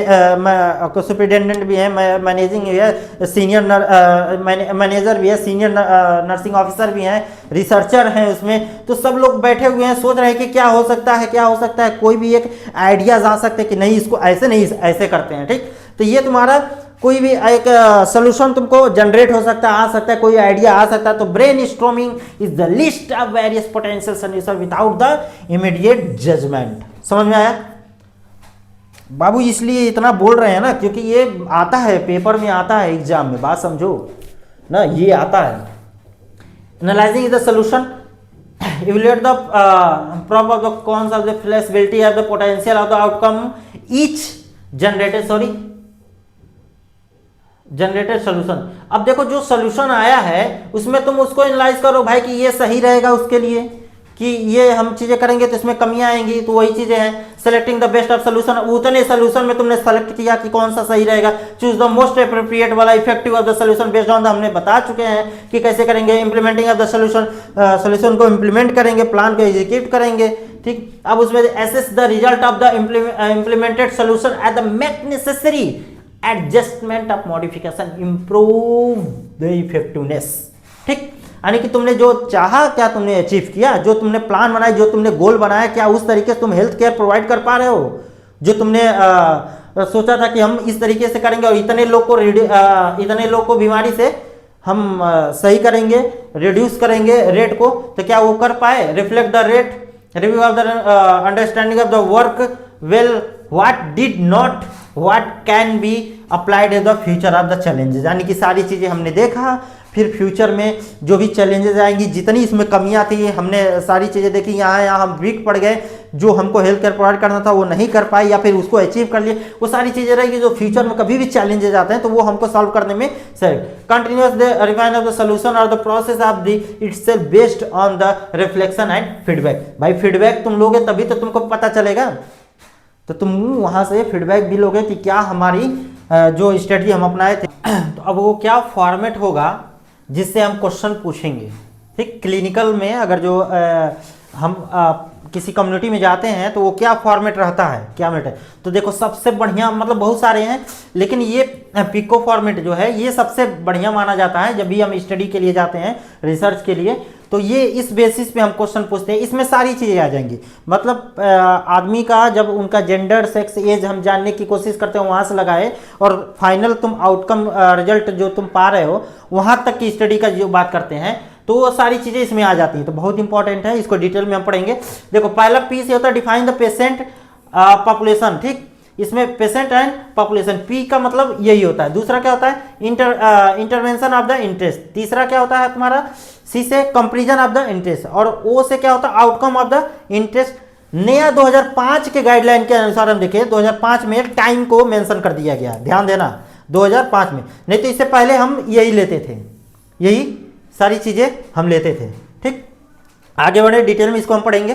पहला है पी से क्या है, पेशेंट, पॉपुलेशन एंड प्रॉब्लम। इसमें क्या आता है, describe the group of the patient of the population you are the interested in the include relevant characteristic. पहला चीज सच है जैसे एज हो गया, जेंडर हो गया, मेडिकल कंडीशन हो गया, अदर रेलिवेंट फैक्टर, ये तुम्हारे किस में आते हैं, पी में आते हैं। दूसरा क्या है, इंटरवेंशन। इसमें तुम क्या करोगे, इंटरवेंशन का मतलब है कि पहले तो पेशेंट आ गया, पेशेंट का तुम पूरा डाटा ले लिए तुम, ठीक, अब उस पर क्या डायग्नोस्टिक टेस्ट कर रहे हो तुम, बिहेवियरल उनका क्या चेंजेस आ रहे हैं, जब ये सारी चीजें तुम कर रहे हो तो ये सारी चीजें तुम किसमें मेंशन करोगे, इंटरवेंशन के द्वारा तुम जानोगे। कंपैरिजन, अब कंपैरिजन में क्या होता है, दो तीन चीजें होती हैं इसमें। क्या करते हैं, प्रिविलेंस डाटा के बेसिस पे, यानी कि पहले का जो उनकी हिस्ट्री, मेडिकल रिकॉर्ड हो गया, उसके बेसिस पे तुम डाटा फिलअप करते हो और वो तुम्हारा मेथड, वो तुम्हारा फॉर्मेट होता है क्वेश्चन पूछने का। Applicable, identify the comparison of the group of alternative and intervention are want to compare with the main intervention, not question require of the comparison, it is the depend upon the research of the focus. ठीक, अब देखो जो outcome तुम्हारा आ रहा है, outcome में देखो, state of the outcome are the interested measuring observing this could का भी क्लिनिकल आउटकम, जो एग्जांपल तुम्हारा मोर्टेलिटी रेट हो गया, तुम्हारा सिम्टम हो गया, इंप्रूवमेंट, ठीक। उसके बाद से पेशेंट सेंटर्ड होता है तुम्हारा, इसमें आउटकम, इसका एग्जांपल हो जाता है quality of the life and patient satisfaction. Patient आया, तुमने उससे क्वेश्चन पूछा, तुमने उसकी दवा की, तुमने डायग्नोस्टिक टेस्ट निकाला, सारी चीजें करने के बाद जब तुम पेशेंट का आउटकम जानने की कोशिश किए तो कितनी उसकी आउटकम क्या है, मोर्टेलिटी रेट क्या है, 200 पेशेंट आए, 200 पेशेंट में से कितने पेशेंट सही होकर गए, कितने पेशेंट वहां मर गए, कितने पेशेंट का सेटिस्फेक्शन लेवल हाई है कि भैया हम इतना अच्छा केयर प्रोवाइड किए लो कि हमारा सेटिस्फेक्शन लेवल ये है। तो ये सारी चीजें तुम किसमें जानोगे, आउटकम में, ठीक। टाइम फ्रेम, ये टाइम फ्रेम देखो 2005 में इसको ऐड किया गया है ना, इसमें ऐड किया गया उसके, ये तुम्हारा रिसर्चर के लिए ये एलिमेंट माना जाता है टाइम फ्रेम। टाइम देखो एविडेंस बेस्ड, अब इसके तुम्हारा नया है एविडेंस बेस्ड प्रैक्टिस अप्रोचेज, जिसको क्वेश्चन में देखो ध्यान से, हमने अब तक 3 अप्रोचेस पढ़ लिया, अब ये है हमारा, ठीक। इसमें इसको पूछता है EVP अप्रोचेस बताओ क्या होता है। 2 नंबर में आता है तो कहता है डिफाइन करो, ध्यान देना, 2 नंबर में आता है तो कहता है डिफाइन करो। 5 नंबर में भी पूछता है, पूछा है 5 नंबर में भी पूछा है। तो तुमको 5 नंबर में आता है तो पहले इसको क्या करोगे, इंट्रोडक्शन इसका डालोगे, क्या होता है, डिफिनेशन डालोगे, ठीक। इसके प्रिंसिपल बहुत इंपॉर्टेंट है, इसके प्रिंसिपल के बारे में लिखने के लिए तो तुम इसका प्रिंसिपल पहले इंट्रोडक्शन डालो, फिर डिफिनेशन डालो, फिर प्रिंसिपल डालो, इसके ऑब्जेक्टिव इसके ऑब्जेक्टिव क्या ऑब्जेक्टिव हैं, तो ये सारी चीजें मेंशन करनी पड़ती है अगर 5 नंबर में आता है। और ये पूछता है एविडेंस बेस्ड प्रैक्टिस अप्रोचेस, तो पूछता है। होता क्या है देखो, evidence based practice approaches the use of take the complicated decision and such as the decision of the public health. ये जो एविडेंस बेस्ड प्रैक्टिस है, इसमें कॉम्प्लिकेटेड डिसीजन लेने के लिए इसको किया जाता है। ये बहुत ही ब्रॉड एरिया के लिए बात करें तो, जैसे कम्युनिटी लेवल पे अगर हम बात करते हैं तो ब्रॉड मतलब बहुत ज़्यादा पॉपुलेशन के लिए यूज करते हैं इसको। जैसे health is the broad as the very important, take the good and the evidence based decision in the large community के रूप में इसको हम यूज करते हैं। एविडेंस बेस्ड प्रैक्टिस ये ऐसी प्रैक्टिस है जिसे क्या होता है कि इसके बेसिस पे मतलब रिसर्च की हुई चीज़ें ही हम हेल्थ केयर के हेल्थ वर्कर जो होते हैं उस पर प्रोवाइड करते हैं पेशेंट पे, बहुत ही रिसर्च बेसिस पे रहता है। Evidence based drive after the conduction of cross sectional study and किस एक्सपेरिमेंटल स्टडी। ध्यान देना, क्रॉस सेक्शनल स्टडी पहला आया है, इसी में लिख दे रहे हैं हम कहीं साइड में, क्रॉस सेक्शनल स्टडी की बात कर रहे हैं। तो क्रॉस सेक्शनल स्टडी हम किस पे करते थे, प्रिविलेंस के बेसिस पे, यानी कि ये हम स्टडी पास्ट के बेसिस पे जाके भी करते थे, प्रिविलेंस के बेसिस पे करते थे, याद रखना, क्रॉस सेक्शनल प्रिविलेंस के बेसिस। एक्सपेरिमेंटल जो हम एक्सपेरिमेंट कर रहे हैं एज इट इज अभी प्रेजेंट टाइम में एक्सपेरिमेंट कर रहे हैं, ठीक, उनको ड्रग दे रहे हैं, उन पे वैक्सीन लगा रहे हैं, वैक्सीन का हम आउटकम देख रहे हैं कि कितना आउटकम आ रहा है वैक्सीन का, क्या रिजल्ट आ रहा है, कितने पॉपुलेशन में कर रहे हैं, कोई पॉपुलेशन की है, इतने लोगों में हम वैक्सीन लगा रहे हैं, इतने लोगों को छोड़ दिए हैं, अभी जब देखें कि इतने लोगों का अच्छा रिजल्ट आ रहा है तब सबको हम दे रहे हैं। तो ये सारी एक्सपेरिमेंटल, तो एविडेंस बेस्ड प्रैक्टिस इसी पे क्रॉस सेक्शनल और दूसरा एक्सपेरिमेंटल। क्वेश्चन पूछता है कि एविडेंस बेस्ड प्रैक्टिस हम प्रिविलेंस के बेसिस पे करते हैं क्या मेथड होता है, तो क्रॉस सेक्शनल मेथड होता है तुम्हारा, ऑब्जर्वेशन का, और एक्सपेरिमेंटल मेथड भी स्टडी के लिए होता है। तो एविडेंस बेस्ड प्रैक्टिस समझ में आया। इसमें देखो अब इसकी डिफिनेशन की हम बात करेंगे, तुम डिफिनेशन कैसे लिखोगे, क्या क्या मेंशन करोगे, तो ध्यान से देखना। पहले डिफिनेशन में अगर जो हम इंप्रूवमेंट की बात करें केयर के रूप में, जैसे इंप्रूव किए तुम पेशेंट का आउटकम कैसे इंप्रूव करोगे, डिफिनेशन लिख रहे हो तो डिफिनेशन में लिखना तुम इंप्रूव कैसे करोगे पेशेंट का आउटकम, पेशेंट का केयर। तो पहला क्या करोगे तुम, क्लिनिकल एक्सपर्टीज होना चाहिए, तो पहला लिखना तुम क्लिनिकल एक्सपर्टीज होना चाहिए। दूसरा तुम क्या लिखोगे, पेशेंट वैल्यू एंड एक्सपेक्टेशन होना चाहिए, दूसरा ये तुम डेफिनेशन मेंशन करना। डेफिनेशन में तीसरा क्या मेंशन करोगे, best available of the clinical evidence, यानी कि best available of the clinical evidence, ये तुम्हारा डिफिनेशन हो गया। और यही तुम्हारे तीनों होते हैं जो तुमको बनाना रहता है एग्जाम में ट्रायंगल में। इंप्रूव द पेशेंट आउटकम, तो पहला क्लिनिकल एक्सपर्टीज होना चाहिए, दूसरा पेशेंट वैल्यू एंड एक्सपेक्टेशन, और तीसरा best available of the clinical evidence. अभी आगे समझा रहे हैं, देखो कैसे। Decision making is the model of the specially the health care that target the best researcher evidence of the clinical expertise and the patient value of the preference of the providing high quality. ध्यान देना, जब इतनी सारी चीजें करोगे तो provide the high quality effective care moving the beyond the tradition of institution. ठीक, अब इसमें देखो डिफिनीशन में बता रहे थे ना, डिफिनीशन में वही चार चीजें आएंगी बार बार। Evidence based practice EBP is the approaches that the combine clinical expertise, पहला आ गया तुम्हारा, दूसरा पेशेंट रेफरेंस, तीसरा best available of the evidence inform the clinical decision making, ये तुम्हारा हो गया तीसरा, ये हो गया तुम्हारा तीसरा, हेल्थ केयर एंड प्रैक्टिस, यही तुम्हारा डिफिनीशन है। ये तीनों चीज मेंशन करो, ये तुम्हारा डिफिनीशन हो जाएगा। समझ में आया? Emphasizes using high quality of research evidence is the guide medical decision with the ultimate goal of the providing the best possible care of the patient। समझ में आया? यानी कि एविडेंस बेस्ड प्रैक्टिस कितना जरूरी है, कितनी अच्छी तरीके से करते हैं। अब देखो ये तुम्हारे एविडेंस बेस्ड प्रैक्टिस का ये प्रोसेस है। जैसे तुम नर्सिंग प्रोसेस पढ़ते थे ना, ठीक वैसे ही ये भी है। तो इसको तो ऐसे रट जाओ, एविडेंस बेस्ड प्रैक्टिस जैसे नर्सिंग प्रोसेस हो गया, असेसमेंट, डायग्नोसिस, प्लानिंग, गोल इम्प्लीमेंटेशन करते थे उसमें। तो ये सारी चीजें हैं।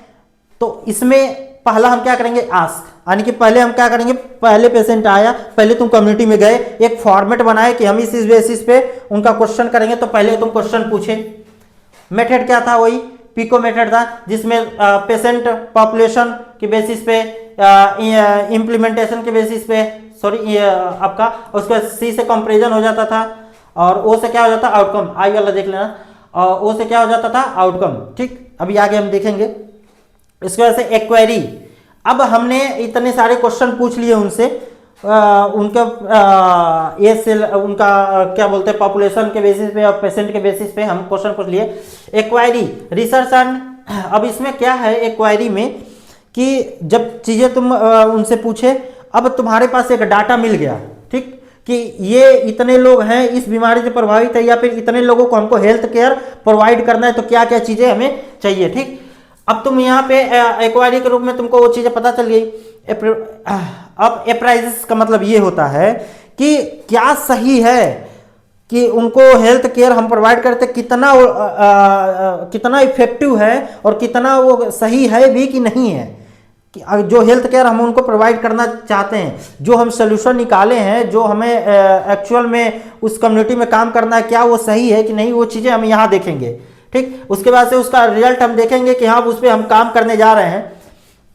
अप्लाई द क्लिनिकल प्रैक्टिस, जो भी चीजें तुम लाए है ना, उसको सही में कई लोगों से क्रॉस चेक किए, बार बार क्रॉस चेक किए कि अब सही है, अब तुम उसको अप्लाई कर रहे हो, क्लिनिकल प्रैक्टिस में चीजें ला रहे हो, रिसोर्सेज दे रहे हो। ठीक, तो ये सारी चीज किस में आ जाएंगी, क्लिनिकल प्रैक्टिस में। एसेस द पेशेंट इंप्रूवमेंट, अब तुम जो भी काम किए अब उसमें इंप्रूवमेंट देख रहे हो कि कितना इंप्रूवमेंट हुआ, यही है। इसको हम और आगे पढ़ेंगे डिटेल में, जिसमें आस्क में convert the clinical problem needed the information of the clear होना चाहिए, आंसरेबल होना चाहिए क्वेश्चन उनका। Often use the PICO method format में हम लेते हैं, जिसमें पेशेंट प्रॉब्लम और इंटरवेंशन, सॉरी आई से यही था इंटरवेंशन, और कंपेरिजन एंड द आउटकम, ये हमारा मेथड होता है चेक करने का। ठीक, एक्वायरी या assess, search for the best available evidence for the high quality of sources, यानी कि अब हम इतनी सारी चीजें पा गए तो अब हम उसमें से मतलब कि जो हमारे रिसोर्सेज हैं उसमें सबसे अच्छा वाला हम निकालेंगे research of article and guideline के अनुसार। एप्रेसिस में आता है आपका critically evaluate of the evidence for the validated and impact, यानी कि वैलिड होने चाहिए। जो भी तुम केयर देने जा रहे हो, जो भी तुम डाटा निकाल रहे हो, जो भी तुमको रिसोर्सेस मिले डाटा के बेसिस पे, जो तुम क्वेश्चन पूछ के लाए, जो उन्होंने बताया वो एकदम वैलिड होना चाहिए, इधर उधर का नहीं। डाटा वो एप्रोप्रिएट होना चाहिए, इम्पैक्टफुल होना चाहिए, है ना, अप्लीकेबिलिटी होनी चाहिए और the specific patient and situation के अनुसार। अब इसमें अप्लाई करोगे, integrate the appraisal of evidence with your clinical expertise and the patient unique value circumstance and the preference to the making decision. सारी चीजें ध्यान में रख के हम अप्लाई करेंगे। एसेस एंड ऑडिट, यानी कि लास्ट में हम देखेंगे कि कितना तुम इंप्रूव किए, इंप्रूवमेंट तुम्हारा क्या है, जो भी चीजें तुमने लागू किया, जो तुमने डाटा लिया, डाटा जो तुम लिए थे वो वैलिड था तुम्हारा, वो इम्पैक्टफुल था। ठीक, अब उसके बेसिस पे तुमने जो काम किया, क्या उसमें इंप्रूवमेंट देखने को मिला, वो लास्ट में तुम चेक करोगे। तो ये तुम्हारा एविडेंस बेस्ड प्रैक्टिस का ये मेथड, ये प्रोसेस होता है और ये जरूर मतलब कि इसको रट लेना, याद कर लेना कैसे लिखना रहता है। जैसे नर्सिंग प्रोसेस है वैसे ये है। देखो principle of evidence based practice, इसमें क्या है, best available of the evidence, जिसमें एविडेंस बेस्ड पहला होता है best available of the evidence. क्या है इसमें, emphasize most current and reliable evidence. ठीक, research from the study of system review of the clinical trial, तो प्रिंसिपल है भैया, लिखना तो पड़ेगा ही, आ जाए तो। ठीक, encourage of the health care practitioners stay up with the latest research of the finding. तो बेस्ट अवेलेबल एविडेंस यही होता है जो तुम्हारे रिसर्च के बेसिस पे करते हैं, सिस्टमेटिक रिव्यू उस पर आना चाहिए अच्छा, तो वो हम बेस्ट अवेलेबल एविडेंस मानते हैं। जो तुम रिसर्च किए उस पर अच्छा रिव्यू आ रहा है, उसका आउटकम अच्छा आ रहा है, तो उसको हम अच्छा मानते हैं। फिर क्लिनिकल एक्सपर्टीज से भी हम लेते हैं, clinical expertise involve with the knowledge होना चाहिए, skill experience health care professional being of the patient of the care, यानी कि क्लिनिकल एक्सपर्टीज भी होना चाहिए, तभी हम आपका एविडेंस बेस्ड प्रैक्टिस में इसको लेते हैं। तो ये हमारे प्रिंसिपल है। पेशेंट रेफरेंसेस होने चाहिए, recognize the importance of the consider the value belief and preference of the individual patient, involving the patient decision making process, help trial treatment of the unique of the need। तो patient reference भी होना चाहिए evidence based practice के principal में। Share the decision making, सही बात है भाई, जब हेल्थ वर्कर और जो पेशेंट है उनमें तुम्हारा मतलब डिसीजन जो तुम्हारी होनी चाहिए, डिसीजन मेकिंग वो शेयर होना चाहिए और उनको भी चीज़ें बतानी चाहिए कि कैसे हम हेल्थ केयर प्रोवाइड कर रहे हैं, कोई भी कॉन्फ्लिक्ट नहीं होना चाहिए। एविडेंस बेस्ड प्रमोट करता है share the decision making between the, किसमें ये प्रमोट करता है कि हेल्थ केयर प्रोवाइडर और पेशेंट में, provide the present based of treatment option to the patient and together the make the inform the choose the align with the patient value and preference. समझ आया। अब देखो continuous improvement, सही बात है भाई, continuous improvement evidence based practice तुम्हारा encourage करता है किसको, culture of continuous learning and improvement in the health care practice. Continuous improvement में तुम्हारा तुमको कल्चर को भी शामिल करो भाई, culture continuous of the learning improvement हो रहा है तो हेल्थ केयर द प्रैक्टिस। तो ये हमारे प्रिंसिपल हैं जो तुमको लिखने हैं। आगे बढ़े। अब देखो empowering the people to care for the themselves, तुमने नर्सिंग प्रोसेस किया, तुमने प्रॉब्लम सॉल्व किया उनके नीड के बेसिस पे डिफाइन करके, तुमने एविडेंस बेस्ड प्रैक्टिस लेकर आए कि अब एकदम रिसर्च के बेसिस पे हम उनको प्रैक्टिस करेंगे, जो करंट पे रिसर्च हो रहा है उसके बेसिस पे हम करेंगे, क्लिनिकल एक्सपर्ट लेकर आएंगे हम केयर प्रोवाइड करने के लिए और पूरा रिसर्च के माध्यम से उनका। अब ये क्या है, ये ऐसे ही चीजें होती हैं कि इसमें तुम गए लोगों को टीच किए, एजुकेट किए, भाई हमेशा दवा हम ही थोड़ी न दे रहे हैं, हमेशा इंजेक्शन लगाने से थोड़ी न होगा कि आए तुमको दवा लगा इंजेक्शन तुम ठीक हो। तुम्हारे अगर जो कम्युनिटी में प्रॉब्लम है, तुम्हारा एयर या फिर वाटर का प्रॉब्लम है, कंटामिनेटेड वाटर तुम पी रहे हो, तो वो सारी चीज़ें भी तो हमको सिखानी है। तो हेल्थ एजुकेशन हम देते हैं, वो क्या होता है, यही तो होता है। तुमको, हाँ मतलब हम तुमको इतना स्किल बेसिस प्रैक्टिस करवा देंगे कि देखो मेथड ये रहेगा किसी चीज को सही करने का। बुखार है तो बुखार के रूट को जानो कि तुम्हारे यहाँ, तुम्हारे कस्बे में, तुम्हारे एरिया में, तुम्हारे गांव में ये प्रॉब्लम आ रही है, उसको साफ सफाई रखो तब जाकर। तो खुद से भी चीजें सही करने के लिए हम उनको इंकरेज करेंगे, एजुकेट करेंगे, बस वही है, कुछ नहीं। Empowering the individual care of the themselves is the fundamental aspect of the promoting health and well-being, जिसमें कह रहा है when people have the knowledge, skill and confidence take the active role as the managing their own health and can the make informed the decision and adapt the lifestyle। जब ये सारी चीज़ें तुम ला दोगे, एडॉप्ट कर लोगे अपनी लाइफ स्टाइल में चीज़ें भी खुद से करने के लिए, तो उतनी सारी दिक्कतें नहीं आएंगी। तो वो सारी हम चीज़ समझाएंगे क्या क्या अप्रोचेस होते हैं इसमें, ठीक, क्या क्या अप्रोचेस होते हैं। तो पहले बताया ना, हेल्थ एजुकेशन दो, अवेयरनेस की जरूरत होती है, हेल्थ एजुकेशन और अवेयरनेस की जरूरत होती है उतने लोगों में। दूसरा क्या है, दूसरा तुम्हारा ये है सेल्फ मैनेजमेंट एंड स्किल, यानी कि उनको हम कुछ चीज़ें ऐसी रहेंगी जो उनको हम समझा सकते हैं, छोटे हाइजीन मेंटेन करना समझा सकते हैं उनको, वाटर सैनिटेशन के बारे में हम समझा सकते हैं, सैनिटेशन देखने के लिए। गोल सेटिंग, अब हम उतने लोगों को इकट्ठा किए, उनको एजुकेट किए, उनमें स्किल डेवलप किए कि भाई अपने कस्बे में आप भी हेल्थ केयर प्रोवाइड कर सकते हैं, थोड़ा बहुत आप भी एजुकेट हो सकते हैं, थोड़ा बहुत आप भी सीख सकते हैं और कर सकते हैं। तो हमने एक गोल बनाया कि इतने लोगों में करेंगे, हमारी पूरी टीम थी, हमने टीम के साथ विजिट किया और उनको समझाए शेयर द डिसीजन मेकिंग। अब पूरे जितने लोग को हमने शामिल किया, इतने लोग को हमने काम दे दिया, उनमें share the decision making. Behavioural changes of the support, अगर किसी में चीज़ें चेंज हो रही हैं काम को लेके कि हम खुद से काम कर रहे हैं, हम नहीं कर पा रहे हैं, तो उनको प्रॉपर गाइड हम करेंगे, छोड़ नहीं देंगे, उनको भी साथ लेकर चलेंगे। जो नहीं कर पा रहे हैं उनको भी, जो ज़्यादा बीमार हैं उनके लिए कुछ अलग काम करेंगे। तो पूरा उनके जो बिहेवियर में चेंजेज आएंगे उसके बेसिस पे हम उनको काउंसलिंग गाइड करेंगे कि हाँ भाई आपको ये दिक्कत हो रही है तो कोई बात नहीं, हम कर हैं ना साथ में, ये सारी चीज़ करेंगे। डिजिटल हेल्थ टूल, अब इतनी सारी चीज़ें तुम उनको स्किल दे रहे हो, नॉलेज दे रहे हो, तो उनको डिजिटल टूल भी प्रोवाइड करेंगे, ठीक, डिजिटल हेल्थ टूल भी देंगे। कल्टिवेटर सेल्फ एफिशिएंसी, उनमें हम सेल्फ एफिशिएंसी वाली चीज़ें डेवलप करेंगे, इनकरेज करेंगे कि आप खुद से भी कर सकते हैं ये सारी चीज़ें। पीर द सपोर्ट, उनके पीर ग्रुप और भी ग्रुप है, अगर कॉलेज में तुम कर रहे हो तो कॉलेज में अलग अलग ग्रुप के लोग हैं, टीचर का अलग है, स्टाफ का अलग है, बच्चे हैं, या फिर तुम किसी कम्युनिटी में कर रहे हो तो वहाँ पे आशा वर्कर महिलाओं को इकट्ठा करके लेके आएंगे, वार्ड मेंबर जो रहेंगे कुछ लोगों को इकट्ठा करके लेके आएंगे। हम एक गोल के रूप में हमने गोल जो बनाया है उसके बेसिस पे अलग अलग काम डिवाइड करके हम करेंगे, तो पीर ग्रुप भी सपोर्ट करता है, ठीक। तो ये हमारा अप्रोचेस है इसका। अब कल्चरल सेंसिटिविटी, अब जो भी तुम प्रोग्राम ला रहे हो, जो भी कुछ करवाना चाह रहे हो तुम कम्युनिटी में, तो उनके जो कल्चरल है, उनके बिलीव वैल्यू है, उसको भी ध्यान में तुम रखोगे, ध्यान में रख के ही काम करोगे। तो ये हमारा हो गया। रेगुलर फॉलोअप पे तुम जाते रहोगे, रेगुलर फॉलोअप पे जाओगे, देखोगे कि हाँ भाई अगर महिला प्रेग्नेंट थी तो उसके लिए हमने आशा को ट्रेंड किया था, आशा क्या पे इफेक्टिवली काम कर रही है, क्या उसका एंटीनेटल विजिट हुआ, या फिर किसी एरिया में मलेरिया फैला हुआ है तो उसके लिए वाटर सैनिटेशन पे हम काम कर रहे थे, ड्रेनेज सिस्टम पे काम कर रहे थे, क्या वो सही हुआ। तो फॉलोअप, रेगुलर फॉलोअप पे हम रहेंगे, उनको भी बुलाएंगे, हम भी जाएंगे विजिट करने के लिए, ठीक। Promoting the Reliance of coping, यानी कि हम प्रमोट करेंगे भाई उनको कोप अप करने के लिए चीज़ों को, हम इतना सारी चीज़ें कर रहे हैं तो ये उनको भी हम मदद करेंगे।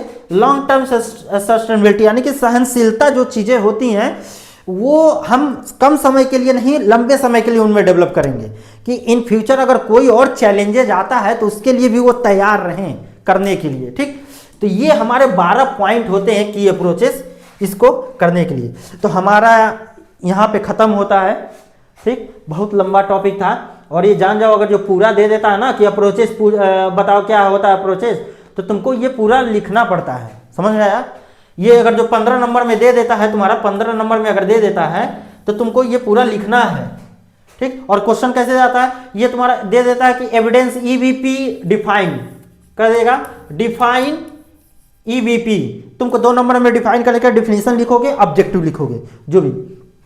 अब जो अगर जो तुमको यही अगर 5 नंबर में देता है तो तुमको डिफिनीशन तो लिखना ही लिखना है, इसके प्रिंसिपल अभी बताए हैं, प्रिंसिपल तो लिखोगे ही। इसके जो स्टेप हैं, जो इसके स्टेप है, जो इसका प्रोसेस है, जिसमें आस्क आ रहा था, एक क्वेरी आ रहा था, तुम्हारा अप्लाई आ रहा था, ये सारी तुमको प्रोसेस तुमको बनानी है। तो क्वेश्चन समझो कि तुमको अगर ईवीपी पूछ रहा है तो तुम किस बेसिस पे तुम उसको कितना कंटेंट उसमें लिख रहे हो, तो बहुत इंपॉर्टेंट होता है ये सारी चीज़ें। अगर 5-5 नंबर में पूछता है तो तुम बहुत ज़्यादा लिखने के लिए इसमें है, थोड़ा सा छोटा टॉपिक नहीं है। तो हमारा ये यूनिट का आधा से ऊपर पोर्शन हमने कंप्लीट कर लिया है, हाफ एंड। और इसका एक पार्ट और हम बनाएंगे जिसमें बैक टेक्निक, होम विजिट वाली चीज़ें हम कंप्लीट कर देंगे। तो ये यूनिट हमारा 2 लेक्चर में फर्स्ट पार्ट और सेकंड पार्ट में कंप्लीट हो जाएगा। तो आपको ये नोट्स हमारे एग्जाम मार्क के ऐप पे मिल जाएगा, जाके आप डाउनलोड कर सकते हैं, ये हम शेयर कर देंगे। Thank you.